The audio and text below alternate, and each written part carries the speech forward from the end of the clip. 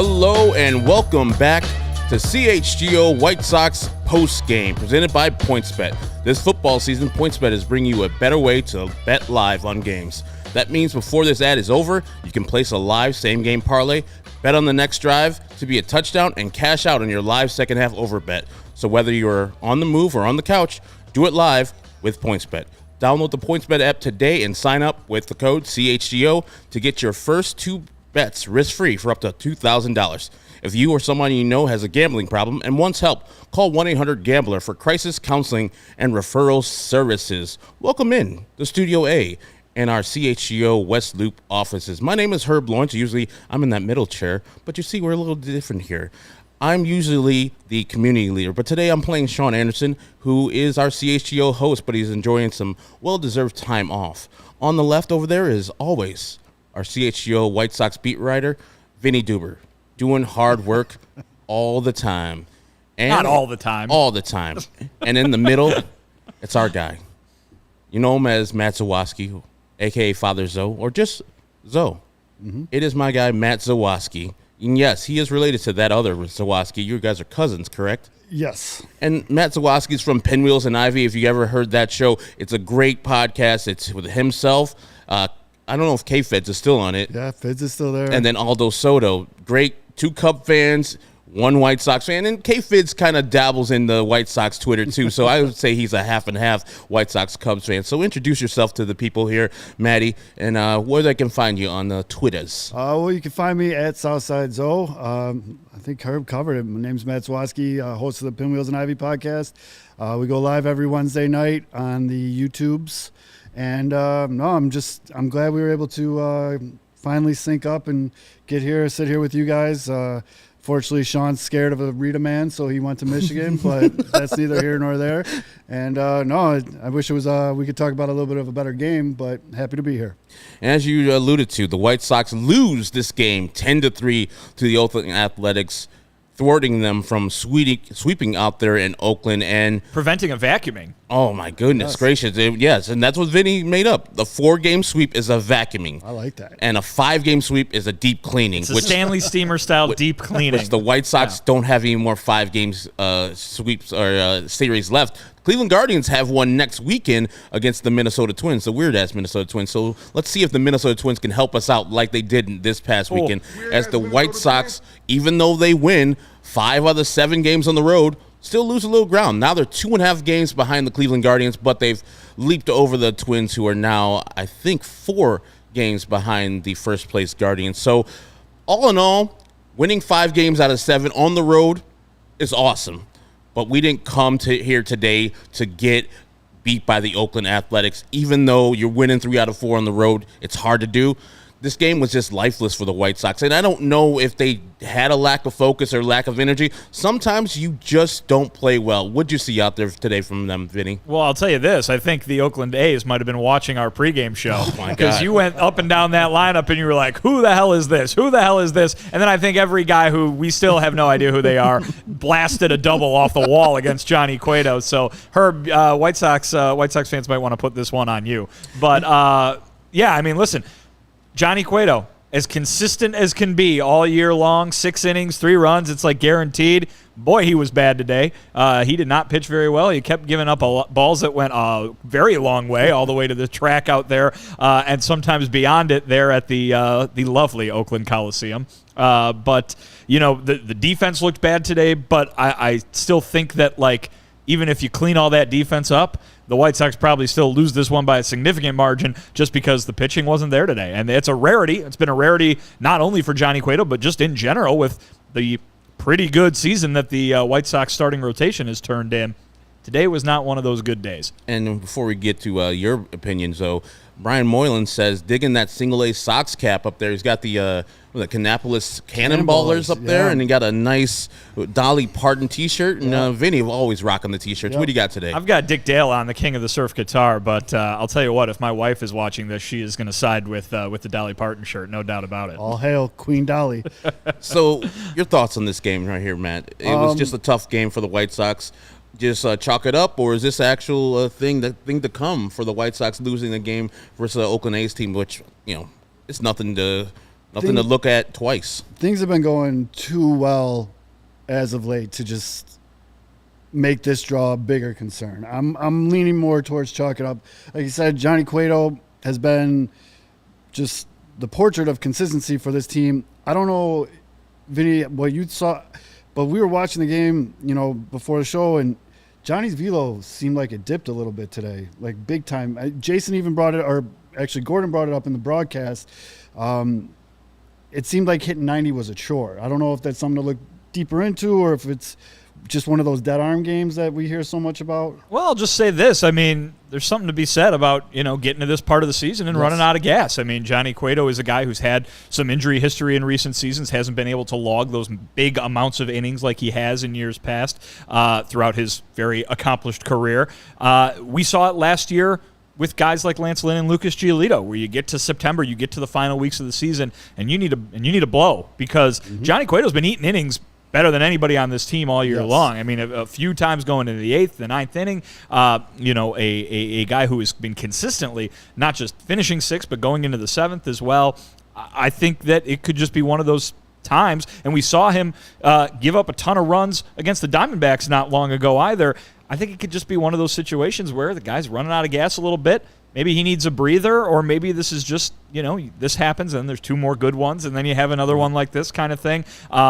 He has obviously been so consistent all year long that you are surprised when you see something like this out of this guy, but there's something to be said about, hey, man, it's a long season. It's a guy who is not necessarily prepared. I shouldn't say not prepared, but I mean, he didn't have spring training. He hasn't been, doing this for as long as everybody else in this rotation has been this year specifically. Joined it in the middle after some time in the minor leagues. I'm not saying that it needs to be anything more than just chalk it up one bad game where you run out of juice. But they have been the White Sox have been very vocal and about being creative with skipping starts and getting guys rest when they need to. Perhaps this is a guy where they look to and say, all right, maybe down the stretch here we try to figure out a way with some of the off days, and they got a lot of them over the next few weeks where we can buy him an extra day or two. Let's go over the scoring recap. We were feeling really good in that first inning after the Jose Abreu double to score Andrew Vaughn, who was low flying around the bases. It's good to be back in the hometown, Oakland/San Francisco, the Bay Area, is where Andrew was born and raised in. Jose Abreu double, so we keep the juice going. We're like, okay, we're going to crush Cole Irvin, as we should. He's a high 3 ERA guy, lefty, which we used to kill. But no, the White Sox get out of that inning without another run scoring. And then this is the thing that frustrated me throughout the game. In the bottom of the first, Seth Brown, he doubles on a fly ball to center. And now it could be said that, Adam Engels playing deep center field and took a false step back. And so it was hard for him to get to the ball. But the judgment on that play, you could kind of throw away. But that runner scores, and I have the expected batting average of that play in particular. These are multiple plays, and later on, Seth Brown does a similar one. On that second one, that's the second one in the 4th inning, where Seth Brown comes up and hits a ball just over the shortstop / in front of the left fielder's head, and it drops in, and it's an expected batting average of .050. Woof. It happened all day long. And the first one, I think, was a .125 expected batting average. And it's just those plays are just killing the White Sox. And sometimes, like Johnny Cueto's up there, he just ran into bad luck. He batted balls that were floating over White Sox heads. Do you feel anything about that first play with Seth Brown and Adam Engel hitting that ball really deep and then not really catching the ball after a false step back? Of course. I mean, we literally just talked about how you're at the end of the season. These pitch counts are more and more vital. You're making this very veteran player go out there and throw extra pitches. And I think they showed it real quick on the broadcast. They panned to Johnny, and he kind of threw his hands up, amidst the 16-inch softball wad of gum in his mouth and ran over to the other side. But he was just kind of like, oh, probably a lot of words that I don't want to say, right? But you can cuss on here. Well, you just gave me the green light, bud. Not profusely. You got to sprinkle it in. Oh, fair enough. But yeah, I said when we were watching the game, I don't think Adam Engel's been the same since Baltimore. And then to see him be a defensive specialist and make that read and come up that bad on that play, and it cost the runs. And then the other play you were talking about, you can clearly on the broadcast see AJ Pollock saying, I got it. And for some reason, Elvis, who has been great in the field, decided to run right in front of him, and then it just all went to shit. And then you're adding pitches to an old guy's arm. Yep. That's the bottom line for me. You're giving the team extra outs too. Yep. I mean, there's no bigger example of that than Larry Garcia dropping the pop up behind home plate, because the very next pitch is hit out of the ballpark for a home run. In that situation, I think the game went there from 5-2 to 7-2.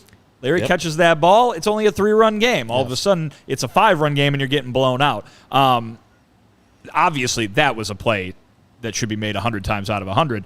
Adam Engel's got to make that play in center field, though. Yes. I mean, he's in there to make that play. Yep. I mean, he would not – the way that he is hit this year, which is obviously much different than what he showed the last couple of years when he kind of earned that all-around roster spot, hasn't played out that way this year. And so he's got to show that glove, and he's got to show how great and important he can be to a team as a defensive basically a defensive first or a defensive only guy right now with the way his season has gone offensively. So to have that play in Baltimore, obviously that was glaring and something that, only happens 1 in a million to a guy like that.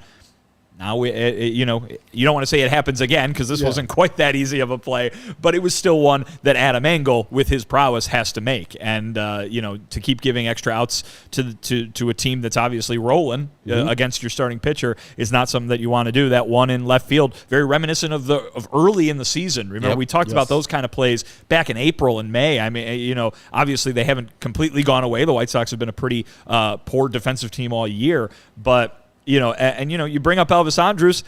I think some of the big moments might be coloring some of people's thoughts on that one. He's had his share of mistakes in the field since he's come to the White Sox. Also, his share of really good plays out there too. But it's something that is consistent, for lack of a better word. You got Elvis and Leury converging there, two guys who have made some defensive mistakes very recently, and A.J. Pollock has obviously not been perfect in the outfield this year either. So those things have to go away if you're going to win in October. The White Sox are fortunate enough to play in a division where you could probably get away with playing like that and winning a division championship this year.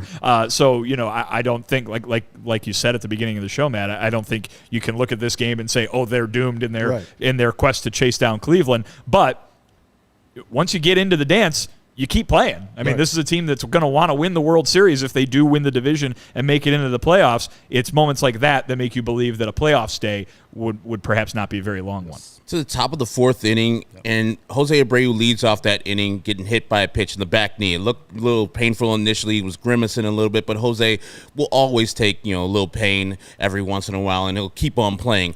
Jose's at first, and then you have Eloy Jimenez, who rockets the ball to right field, and it goes over Ramon Laureano's head. And what I'm thinking, this is a double, no matter what. And then remember that Ramon Laureano's got a cannon for an arm. The thing is, Eloy kind of Cadillaced it out of the box, thinking it was gone. I mean, it would have been gone. We looked it up, 24 of the 30 MLB parks, but this is one of them that it wouldn't been gone. Kind of Cadillaced it out of the box. And even still, he sees Ramon Laureano get the ball and then airmail the ball straight to third base. At that point, when you see the ball not getting cut off and not thrown to the cutoff man, Eloy's got to be at second. These are the little things. The White Sox still play on the margins, even though they're hitting a lot more and they're getting a lot of runs this weekend. They play on the margins, and they cannot have little things like that go wrong versus good teams. I know they're not playing a good team until they play one on Thursday versus the Cleveland Guardians, but you need to sync that stuff up. It's way too many times. And later in the game, he hit another double where he kind of Cadillaced out of the box, but he got to second. These little things are the difference between winning the division and losing division, and I need them to be cleaned up, especially versus teams like the Oakland A's. Play your best ball. Well, I'll add some context to that, and I obviously you're correct. Yeah. You should be expecting all of your professional athletes to be able to get to second base in that situation. That being said, Eloy Jimenez is dealing with some different physical issues than everybody else on this roster, and he is one of those guys that they still advise to, make sure you're not going to hurt yourself by running on those legs. We've seen it very recently within the last couple of weeks where he has missed a game. He's been taken out of the lineup because his leg is bothering him. He's had to come out in the middle of the game. I'm obviously not saying that if he doesn't just run to second base that he's going to injure himself, but it is something that he has to think about that maybe he wouldn't have had to think about in years past. He's also not the fleetest of foot. The White Sox have a few guys on the team who fall into that category.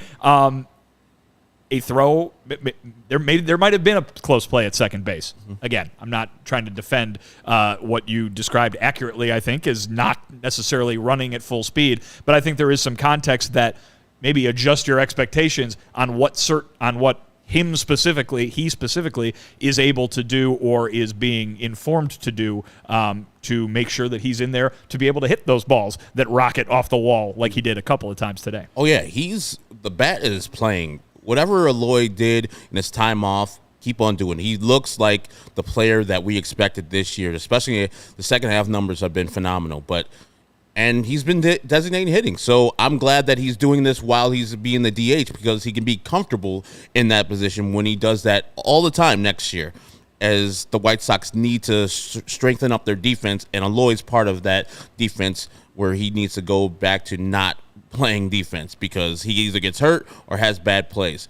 But I just need him to have baseball IQ. Like when you see the block, initially, yeah, hey, I can only go 75%. I'm good with that. Cool. But then the overthrow by Ramon Laureano is where I just just heads up, baseball, Cleveland Guardians would have taken that second base, no matter who's at first base.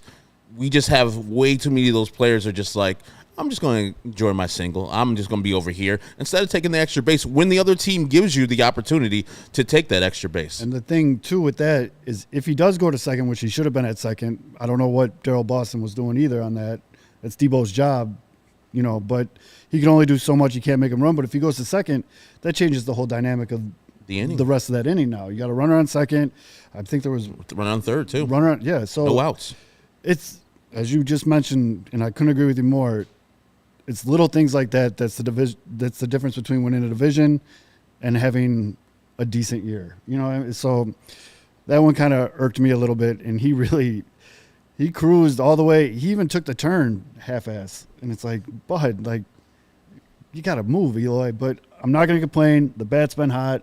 I love that he's settling in at the DH because there used to be an old narrative that he hated DHing, and it was like a thing against him. But it seems like he's embracing the role. Maybe someone finally got in his ear and was like, "We got these kids coming, man."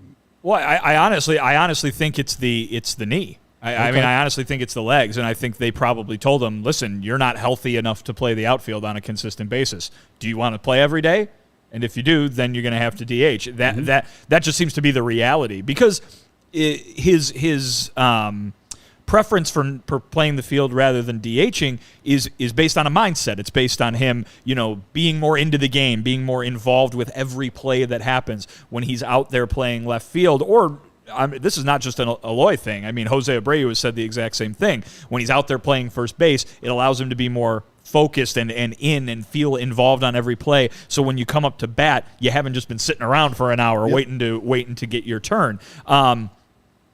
He's obviously learning how to make it so that's not affecting his mindset at the plate. And it might be because he's been forced into it because of where his physical status is at the moment. And some might say it was academic if Eloy ran or not there to second because the next batter, A.J. Pollock, drives him, Jose Abreu in with a sacrifice fly to left field. So he did a great job. And we were saying at the time, the least thing that A.J. needs to do is strike out because that will set up that double play and the A's get out of the inning. We've seen it way too many times with the White Sox.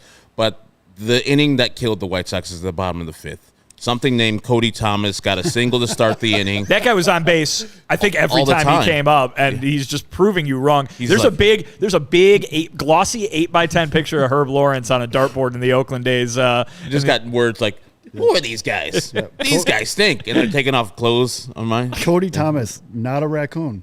No. We found that out. Or a possum. Or a possum. Or an ant. Or any number of animals that might find their way into the Coliseum. So I missed that one. And then Kristen Pache hits a single. We're worried. I'm first and second, nobody out. But I've seen this time and time again with Johnny Cueto. The Sox are winning 2-1 at that time. He's looking like he's cruising, but he's getting hit hard this whole inning. And so I'm thinking, okay, Johnny will find a way where he'll limit the damage, quell this, and then send the A's back with only 1 run. But then you get the Nick Allen sacrifice bunt, and you're like, why are you giving out outs with a man that's struggling? But the player of the day came up to the plate, and Tony Allen delivered the single and scored a run. Pache goes to third. Then you have the machine with this double right after that. And it was just like, oh, God, Johnny's not going to get out of this without being unscathed. Subsequently, Seth Murphy hits another double, scores machine, and then we get You were playing just random name association with these A's. Yeah. I think we've gotten multiple first name, last name combos from you out of this one. Vimil Machine. I don't want to say his name wrong. I got to get all. You're calling Sean Murphy, Seth Murphy. You're calling Tony Kemp, Tony Allen. It's just magnetic poetry over there on the fridge. I was very confused for a minute. You were rolling though. I wasn't gonna mess with your flow. You were going, man. I appreciate that. Thank you.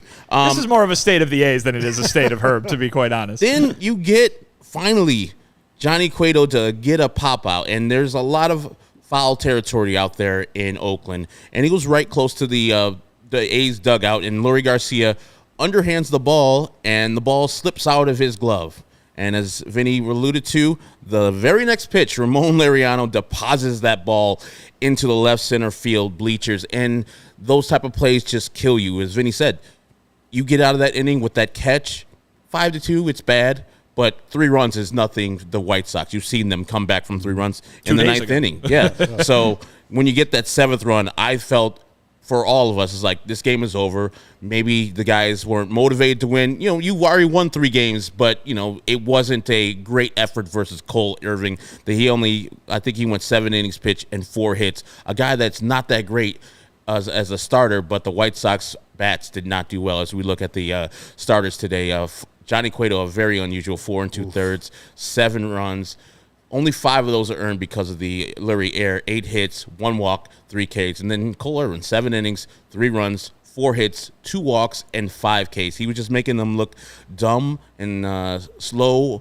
And I think Adam Engel's bat through the zone is much slower too. So it was a lot of things that were kind of irritating me today. But ultimately, I'm going to look at this game and this series as a win, because the White Sox did what they had to do, winning 2 out of 3 in Seattle, winning their 5th series in a row versus the Oakland A's, and coming back home as a victorious team. Now it's just tough to lose the last game. If they would have lost the first game and then won the last 3, your perspective changes. But losing this last game just really hurts for the White Sox. And that after that 5th inning, I thought it was cashed over. What did you feel after that 5th inning? Do you think the White Sox had anything in them to come back against Cole Irvin? It seems like a big theme this season with at least White Sox Twitter and the fans is body language of the players. You know, oh, they got energy. Oh, they don't got energy. After the Leury dropped that ball and the home run, it kind of was just everything just felt very flat, very just, I don't know. It almost seemed like they were already picking out their meal for the plane ride. You know, they got the nice off day. They get out of Oakland. You know, always great. Everybody wants to always be out of Oakland. It's not always a bad great thing to get out of Oakland. And just losing the last game, I mean, they had a phenomenal, like a historic 3 games in Oakland, hitting 20 hits in 2 games, but in 2 separate games. And you leave with that bad taste in your mouth. This was just a stinker from start to finish. It seemed like I really thought they were going to get to Irvin. He was leaving so much up in the zone, like 84-mile-an-hour change. I thought a couple of those balls were going over the wall real easily, and it just stunk. Just felt bad. Yeah, I mean, and listen, even teams who are on a nice winning streak or in a winning stretch are going to have games like this, obviously. What did we see in the middle of the summer? The Dodgers, who clinched a playoff spot today here on the 11th day of September. They were, swept by the Pittsburgh Pirates, I believe, at one point earlier in the summer. So this is not something that should be looked at as terribly unusual or, let's say, a harbinger of doom or anything like that for these White Sox. But, of course, how many times did we see games like this from the White Sox earlier in the year? And to see the last couple of weeks look a lot different, to see something that then looks familiar is certainly frustrating. That being said, listen, they've got a schedule where they're going to play a bad Colorado Rockies team for 2 games coming up here. Then they got Cleveland. Cleveland plays tomorrow, and I saw one person say in the comments, "Oh man, they could be 3 games out by the time tomorrow's over," and then somebody else followed up, or they could be 2 games out. Yeah. Boom. Yep. So it's anything can happen here, obviously, and it's very, very possible. Again, who's Cleveland playing the next 3 days?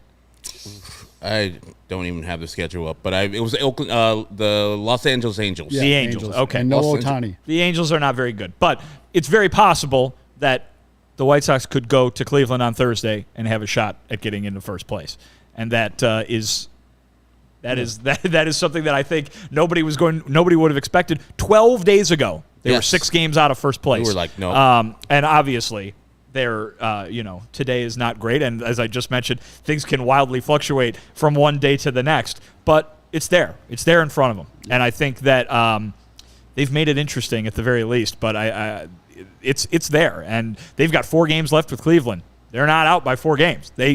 Those games right there could be the season. Obviously, they play Minnesota a ton at the end of the year, as we often bring up. So this can be a fun 21 games, I think, because I got to be honest with you, I don't see it really change one team pulling away, be it the White Sox or Cleveland at this point. So listen, that's what I wanted, right? Yeah. I wanted this to be fun coming down to the end, And and it is. you got yourself a pennant race. As ugly as today looked, remember how great yesterday looked for the White Sox.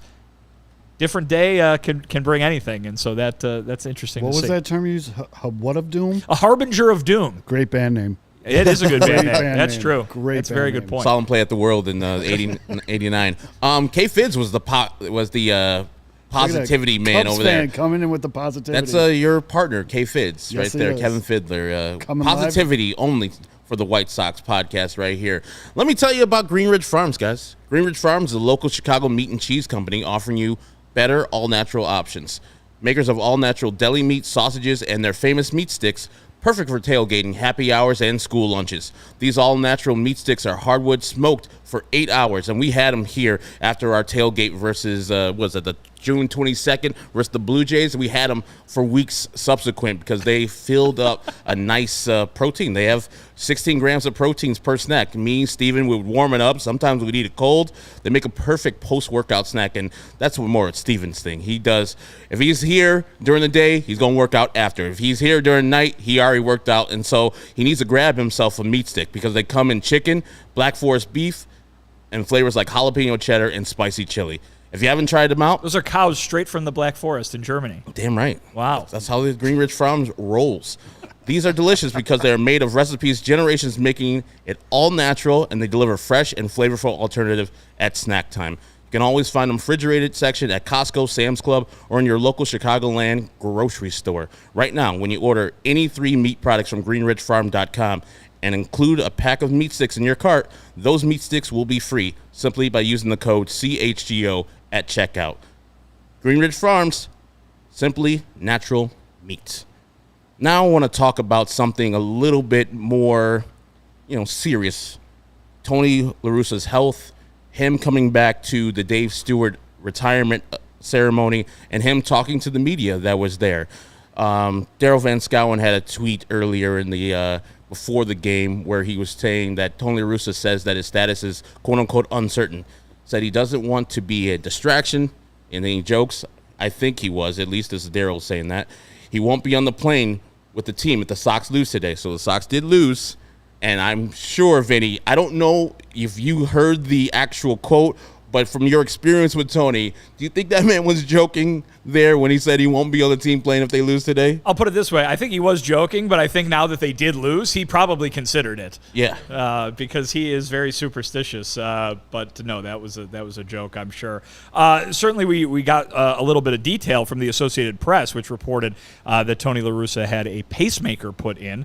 And now you kind of understand, certainly, why his doctors have not cleared him to go back to work. I think no matter what line of work you're in, when you are having health issues that require that procedure to be done, you're probably not back on your feet within a couple of days, or back at work, I should say, within a couple of days. Obviously, Tony is back on his feet and was in Oakland today for the number retirement ceremony of one of his good buddies. But listen, first and foremost, you want him to get better. And if him getting better means staying away from his managerial duties, then that's what he's got to do. That's what the doctors say. Mm-hmm. Always listen to the doctors.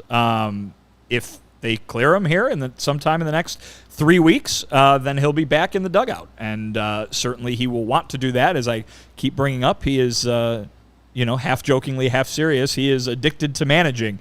And that is something that he's not going to, willingly stop doing if he has the ability to do so. So, listen, I think everybody's rooting for Tony to get better. I'm not even going to bother with the conspiracy theories or anything like that.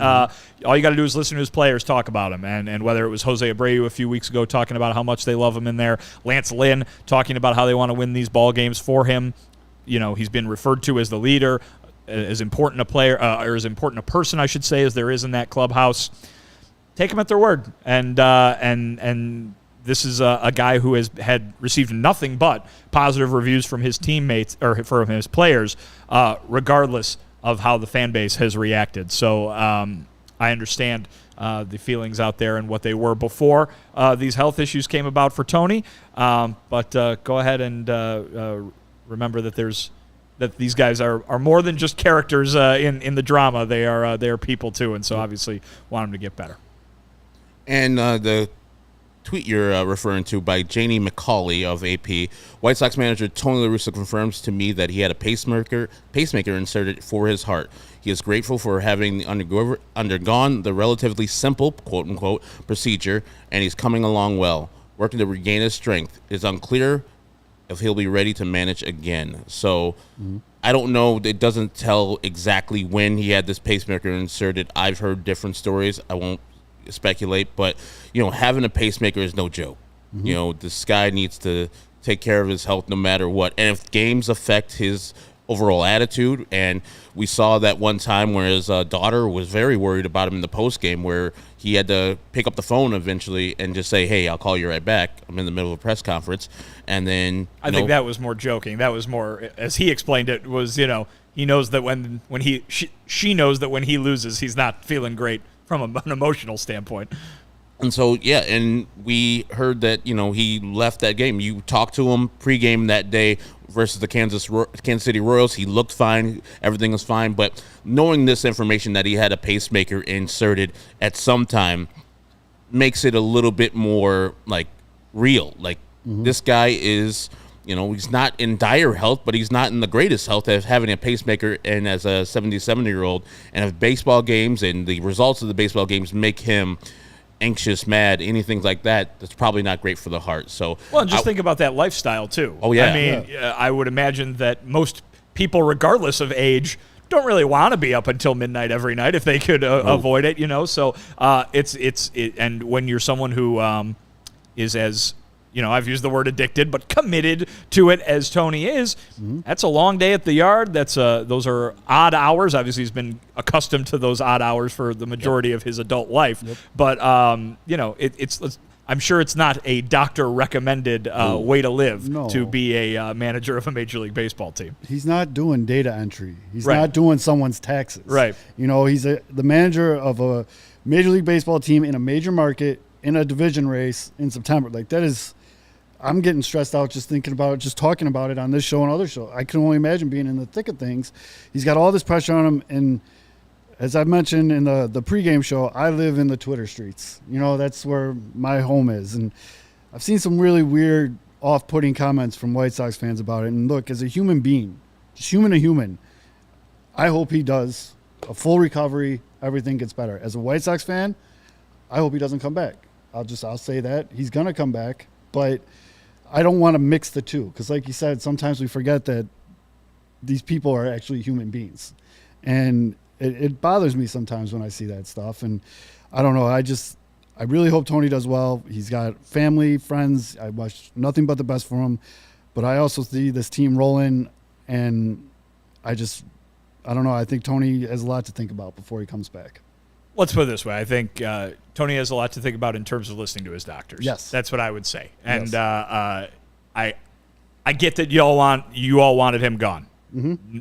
White Sox fans, for the most part, from what I've seen, do not want him to be the manager of this team for baseball reasons. Yes. It's a fine opinion to have, but I would just say I don't think that there is a lot. I don't think you can look at the last 2 weeks and say, oh, my God, they're playing so good because they finally got rid of him. I definitely agree with you there. And so I don't think – and because of that, I don't think you can say if he comes back, it's going to ruin what's going on. I think that, like you said, I think there's two separate things. Mm-hmm. And he can come back and they could keep playing the way they've played for the last 2 weeks. They could stop playing the way they've played for the last 2 weeks before, or if he does not come back at all. This is a team, I think, that has been capable of playing like this all year long, and they looked up at the start of September and said, we better start getting on this because thank you, Cleveland and Minnesota. You have allowed us to remain in contention for everything we've wanted to do, yes, even though we've played so disappointedly. I think they looked up, they saw that. I think it's been a variety of reasons that they have been motivated or they have been jazzed up a bit to play the way they've played the last little bit. And it would be very interesting if they kept this energy and kept playing this way. I think a lot of it is them, at least to hear from the players, kind of realizing who they were supposed to be. And maybe it's time that they start acting like it. It's what Rick Hahn asked for at the trade deadline after he failed to do much of anything at the trade deadline. He's gotten it, albeit about a month after he asked for it. But, it's to me, you're seeing the capability of this team finally shining through. Doesn't mean it's going to stick around forever, and certainly today was an example of how it can go away for a day or perhaps longer. But I think the bottom line from the last 2 weeks is this team finally kicked themselves in the ass a little bit and said, it's time to go. And whether that's because they saw their manager abruptly leave due to health-related reasons and that was a bit of a motivation, or whether it was because they just got a better gander at the standings, or whether it was complete coincidence that this is just the time that it happened. For all those reasons and probably more, they figured it out. Now it's up to them to figure it out, keep it figured out for the next 3 weeks. They had that big players-only meeting too, right? They did, and I think this is a thing that they cited that as hopefully being a turning point. They did say at the time that it felt different. They've had plenty of meetings this year, and right. I think and I think that they're used to them not working. Right. But in the moment, they talked about how different it felt, and certainly the results have painted it that way too. I think they are on the same page, and they are realizing what they can do. And White Sox fans would have loved to see this in May. Yes. But yes. Hey, it's where you finish, right? Exactly. And so I think they've finally figured something out here. I don't think Tony coming back would be a detriment to that. In fact, the way they talk about him, it sounds like they would get a boost from seeing him come back. Again, I'm not expecting to sell anybody watching on this, but I can only tell you what the guys say. And so from my standpoint, I think that Tony coming back would not change what's going on. I don't think he is the reason. Him being gone is the reason that they have fared better over the last couple of weeks. And I agree with you, Vinny. I don't want Tony to be on this team, but if Tony wants to be the manager and he's cleared by his doctors, let him be on the team as the manager. The players, if they found something and if they anecdotally think that they're playing better without Tony, that's a strike against them. They should always go out and give their best effort no matter what. So I'm not accusing them of that, but I'm saying there's nothing that Tony coming back will affect this team, and they won't score more runs because Tony's back or anything like that. Or fewer runs. Or fewer runs. Yeah, exactly. Right. So I think that if Tony wants to come back and he's cleared and his health is good, come on back, man. Come on back. No. And the team should be fine. I like you, Zoe. I want him eventually fired for baseball reasons. But this is his job.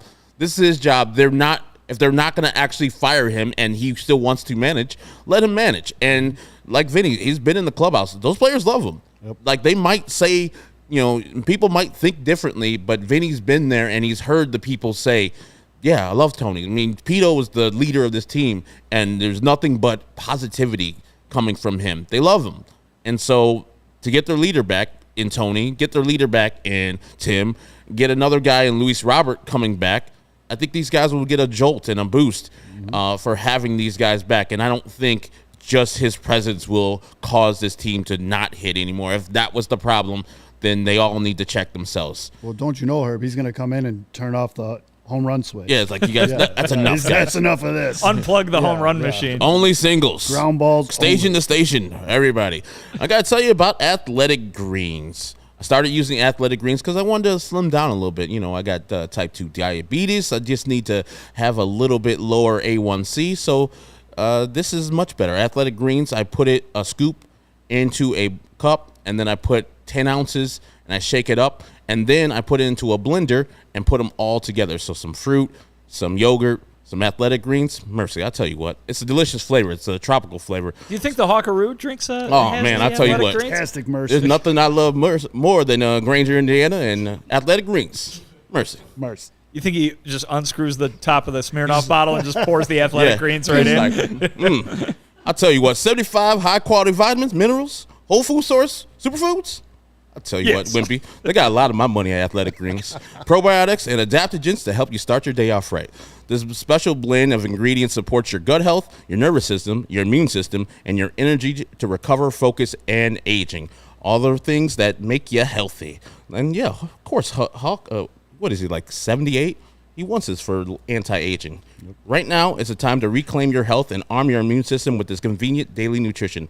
Just one scoop of a cup of water. I usually use 10 ounces. You can go from little as 8 to 12. I use like 10. It's a nice, perfect mix for me. That's it. No need for a million different pills or supplements that don't look out for your health. And to make it easy, Athletic Greens is going to give you a free 1-year supply of immune-supporting vitamin D and 5 free travel packs with your first purchase. All you have to do is visit athleticgreens.com/CHGO socks. Again, that's athleticgreens.com/CHGO socks, SOX, to take ownership over your own health and pick up the ultimate daily nutrition insurance. Now that is over. Wow. That took it out of you, huh? No, I was just more about the Tony La Russa stuff and looking forward to the White Sox next schedule, to what's going on soon. I don't know, Steven, I didn't ask you for this, but the Sox next schedule is, if you can pull that up. We got the Rockies next, but I'll pull that up in the meantime. Okay. It's K-Fid's Rockies. He loves the he loves one player on the Rockies. He loves Chris Bryant. He's a big C.J. Crone fan. CJ Crone fan. Barely plays for the Rockies. And the White Sox playing the Rockies these next 2 days with the off day on Monday seems like a perfect opportunity for them to get 2 games in hand before they go to Cleveland. Mm-hmm. What I want to ask you guys, this Rocky series really, I say these games are cashed. The White Sox should win these games. But the question we had last week was, do you change the pitchers? Because right now, scheduled to pitch on that Wednesday afternoon game is Dylan Cease. Scheduled to pitch on that Thursday afternoon game in Cleveland is Lucas Giolito.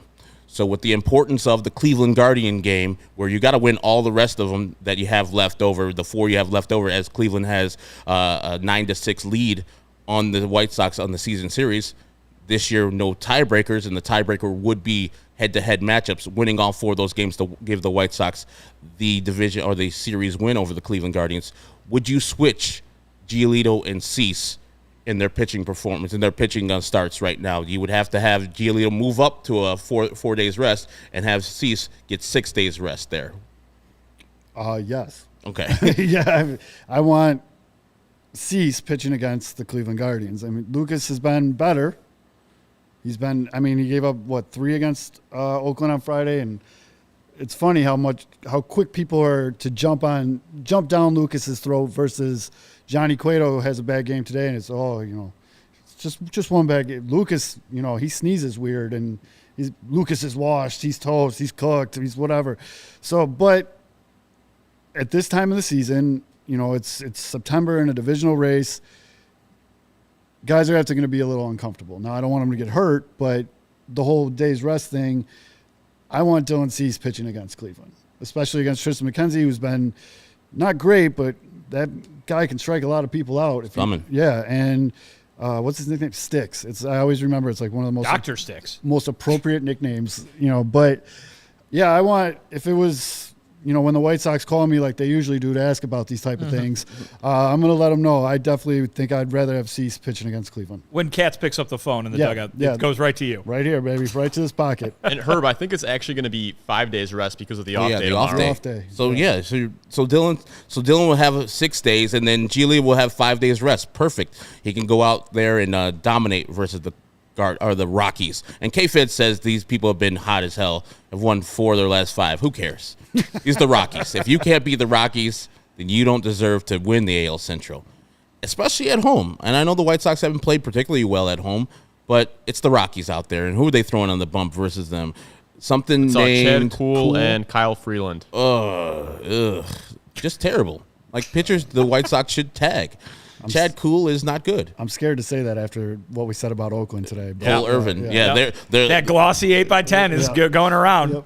Vinny's going to go to the Rockies clubhouse on Tuesday. Like, this is a picture of Herb. It's like, I'm such garbage. And then go out and crush us and pitch no-hitters versus us. But these are the teams you got to beat. If you're going to go and, go to the AL Central and win the division, the Oakland Athletics are nothing to sneeze at, but you need to beat them and treat them as the White Sox did this season when they won, 5 games out of their 7 they played. That's exactly what you should do to the team. A team that's really good in the Mariners. The White Sox won 4 out of the 6 games you played. They're playing better baseball, but today's letdown kind of, gives you a little pause. Like, we're not hitting again? Are we doing this thing again? And kind of Friday's game, too, where they waited till the 9th inning to get some hits. So there's still those times where the White Sox don't put everything together. So I want the mentality of, fuck it. I want the mentality of this is a bum. We should stomp on some throats. Yep. And I want the team and the people who are controlling it to know that having Lucas Giolito versus the Cleveland Guardians, while he might have a good record versus them, this game is vital. You need to have your best out there so they're not scoring as many runs as they should. And remember, the rainout that we're about to watch the game for was a Dylan Cease start, was going to be a Dylan Cease start. And these guys were scared of him, so they had they had no one taking the water off the field. It was wet forever. They put the plug in the bathtub to make sure it all backed up. It was wet forever and no rain. Like eventually there was no rain. It's like, why is the field still wet? It's ridiculous. Looked like Soldier Field. Yep. Yes, exactly. Like I don't know how you cannot get I mean, maybe we're spoiled because we have the Godfather, the Sodfather with us, Golden Rake Man, and Golden Rake Man, as Tony refers to him. And so when we see a field that drains well, you're like, okay. Cool. We just had a deluge in the Seattle game that Sean and I went to. Cool. We're playing the next inning, and it's dry now. Get some better field people out there. Get some better groundskeepers. Let's go. The worst part about that Cleveland rainout was the fact that the Cleveland Browns were playing at the same time, like under a mile away, and that game was on national TV. And so you would flip it on, and it's like sunny. These guys are running around, no water anywhere. And then you flip back to the Sox game, and it's just like a mini kid pool in the warning track. How is it? They're like 5 blocks away from each other. I even tweeted out, give me 2 pounds of quick dry and a 30 bracket push right. I'll have that fixed up in no time. It's just that. I know that sounds like you're just asking for beer, is what that sounds like. Yeah. I'll take that too. 16-inch softball has taught me well on the south side on how to use that quick dry. That's nice. And Vinny, what are your thoughts on this? I mean, the guys are creatures of habits, and they like to do. And Lucas does certain things on his preparation for his starts. Do you think it'll be too much of a disruption for either of the two guys to change days of their pitching? I don't think it would be because of the off day. I don't think it's going to happen just because I think they've already announced that those two guys are starting in that Colorado series. It could still happen if they get home and have a further conversation about it and say, oh, okay, yeah, why don't we do this? Here's what I will say. Every one of these games is a must-win game. Yes. And if you can, I understand you're going head-to-head against Cleveland. It's important. We're going to be doing a pregame and postgame show for that game on Thursday, and we're going to be up for it because it's an important game for the rest of the season. That being said, they need to beat Colorado. Yep. And so go out and have your pitchers beat all the teams on your schedule. You have to have the confidence to do that. You can't be like, oh, we got to dance around Lucas because Lucas isn't having the best season out there, or we have to blow everything up in what we have planned because we need Cease to pitch 2 more times against the Cleveland and 2 more times against Minnesota.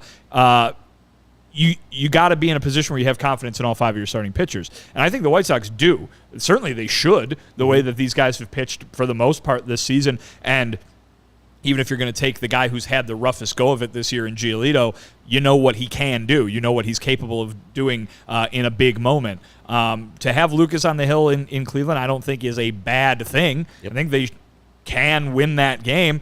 I don't think you need to rearrange everything for one game when you do have 21 left. You got to go win all 21 of them. At least that's the mindset you got to have. They're not going to, but you got to go out with the mindset that you're going to win all 21 of them. It starts with Tuesday. And when you get to Wednesday, then it's Wednesday. Yep. And so to have Dylan Cease on the mound against the Rockies should go ahead and give you a ton of confidence that you're going to beat the Rockies on Wednesday. Mm-hmm.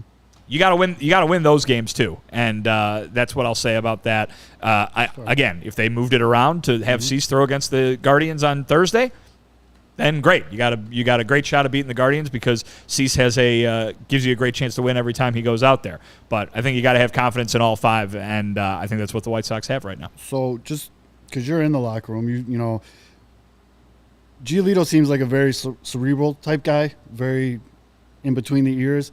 Do you think it would send a message to him like, hey, man, we know you've had a rough year, but we want you on that bump in Cleveland? Like, do you think that could be a shot in the arm to him type deal? Absolutely. I mean, I don't think Lucas really needs any extra motivation. True. I think he's very disappointed with the way he's pitched most of this season, and I think that's his motivation right now. Mm-hmm. I also think that he gets up for big games. And if you go ahead and put him out there against Cleveland when you're in a pennant race with this team, it's going to fire anybody up. And I think that you take the ball with motivation that you're going to go out there and put your team in the best chance to win. This isn't April against Kansas City anymore. Right. This is September against the team you're chasing in the division. I think that's enough motivation right there. And certainly, the history he's had of succeeding in big moments like that, I wouldn't be surprised if he turns in another really good performance. You guys, got to tell you, PointsBet this football season is bringing you a better way to bet live on games, which means before this ad is over, you can place a live stream same game parlay bet on the next drive to be a touchdown, cash out on a live second half over bet. With PointsBet, you have access to more live football markets than ever before. Build the perfect live same game parlay by combining your favorite bets anytime during the game, including spreads, totals, player props, and more. Choose the outcome of the next drive, the next points with PointsBet's lightning bets. So whether you're on the move or on the couch, do it live on PointsBet. Download the PointsBet app now and save and sign up with the code CHGO to get your first 2 risk-free bets up to $2,000. If you or someone you know has a gambling problem and wants help, call 1-800-GAMBLER for crisis counseling and referral services. And I got to tell you about the guy behind Matt Zawaski is Staley the Bear. Staley Da Bear. Da Bear, D-A Bear. And we're going to have a tailgate, guys. The Bears play Lovie Smith's Houston Texans on September 25th. It's a Very Sunday. Excited to have some of those generically branded beers. Oh, yeah, in the beer. helmet It just cooler says there. beer. Beer. Toss me a beer. Can you give me a beer? I know Steven will be having those natter days out there. Damn right I will. And get nice and sauced up. I can't do them anymore. As I already said, I have type 2 diabetes. Those natter days will send me to the moon. Sunday, September 25th, the tailgate starts at 8 a.m. All food and drinks are included, and what you need to do right now is go to allchgo.com, or if you're watching on YouTube right now, the link is in the description currently. So go there, click it. You'll find out all how to get there and how to buy the tickets. There's one with just attendance to the tailgate. There's one with the tailgate and parking. So go to our Everbright page there and click on the link below in the YouTube section or allchgo.com. It's right below Jose Abreu. And that's Elvis Andrus, but sure. Oh, it's Elvis Andrus? I didn't see it. Go up there. Oh, yeah, it is Elvis Andrus. Covered up by the words. It's okay. Yeah, so go there right now and go to our tailgate. I'll be out there. I don't know if Vinny's going to be out there. It's going to be an early Saturday or Sunday morning. It's real early, right? Yeah, because yeah. we have a show that day we for do. The big Sox-Tigers game, but you're correct. That's so early that we would probably be able to make an appearance. Oh, I'm going to go over about 10 o'clock, get me a brew or two, something just called beer, chug a couple with the people. Hey, if you guys want to lose to me like the last tailgate we had, somebody came up to me and was like, hey, Herb, I think I could beat you in a chug contest. Ooh. He challenged. He lost. I witnessed that. You beat him by a lot, too. Yeah, he was very conciliatory. He's like, hey, man, you're the best. I would never, ever challenge you again. And it's like, hey, sometimes you fly too close to the sun, Icarus. Sometimes you're going to lose. If you guys want to challenge me, remember, I have a show to do later on that day, so I can only do one or two.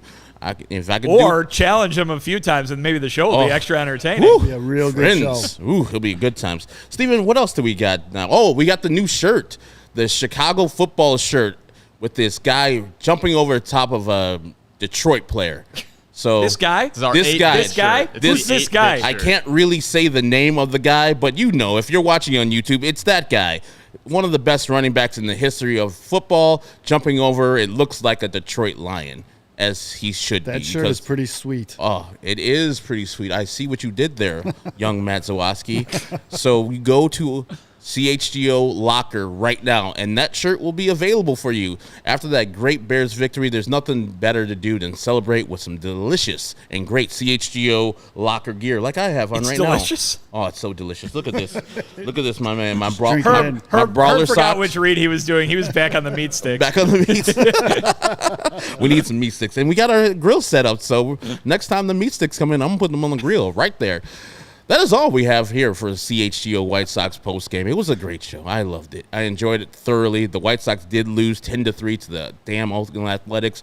But the next time we will talk to you, we're having off every Monday remaining in September because this is the clutch time. The White Sox don't have games on Mondays. We don't have shows in September and Monday. It means an extra pre and post. Yes. During the week. So we're shifting from Monday to Friday. Yes. So the next time we'll see you, it'll be me and Sean here in studio and Vinny joining us in the post game from Guaranteed Rate after a White Sox winner. I'm guaranteeing it, damn it. Wow, Joe Namath. Yeah, guaranteeing them they're beating Kyle Freeland or Chad Cool, whatever Rocky's pitching that day. Chad Cool sounds like an 80s movie bad guy. Oh, man. He just comes in and he's like, I can dive better than you. No, you can't. I'm better than you, Melon. Sorry, I just did the whole, what was that, back to school theme right there. The Triple Lindy. Triple Lindy. Oh, so great. Yes. Just such a great guy. William Zabka is the ultimate bad guy in the 80s movies. He was in there and is in Just One of the Guys. Even though Daniel LaRussa was the bad guy in Karate Kid, Johnny Lawrence was a pretty smooth dude. He's my cousin, too. That over there to the left is Vinnie Duber. He's got a great shirt on. It's what is it, Daniel Dale? It's Dick Dale. Dick Dale. King of the surf guitar. That one? Mm-hmm. Okay. He is a CHGO White Sox. That was Wipeout. That's different. That's the Surfaris. Damn it. Miserlou is Dick Dale. Can you do that one for me? Yeah, it's I can. Okay, good. Yeah. No, but you're not? I can, one. but I won't. That one. All right. That's Vinnie Duber at CHGO. There you go. I've heard of that one. He is the CHGO White Sox beat reporter. He has a new article out right now on CHGO. Go there, allchgo.com. Check out what he has to say about the White Sox West Coast winning streak and the trips they took out there to Seattle and Oakland. Some good stuff also with some Tony La Russa news in there. In the middle, it's our guy, Matt Zawaski, a.k.a. Father Zoe, a.k.a. Zoe. Join him and follow him on Twitter at Southside Zoe. Follow Pinwheels and Ivy. Our guy, Kevin Fiddler, who's in the comments, K-Fids, has been joining us in the pre and post game. He's my guy. I love him. And he's on the show along with Aldo Soto. Aldo, former Chicagoan, now lives in Arizona. Yep. K-Fizz lives in Vegas. It's a global show. Yeah. So many time zones. Yeah. Oh my goodness. It's a lot of fun scheduling stuff. It's a great show. I've been on a couple times. They've invited me. It's awesome to be on there. And check out their live show Wednesdays at 7 o'clock or 8? 8 o'clock. Because of time zones. And yeah, because of time zones. Yep. Yeah, because those two guys are out there in the Pacific/Mountain time zone all the time. My name is Herb Lawrence. I'm usually in the middle seat. I'm usually the CHGO community leader for the White Sox, but Sean Anderson's off. So next time you see us, it'll be Sean in this seat, me back in my middle seat, and we'll be talking about a White Sox-Rockies game. Thank you for joining us. Go Bears and go White Sox.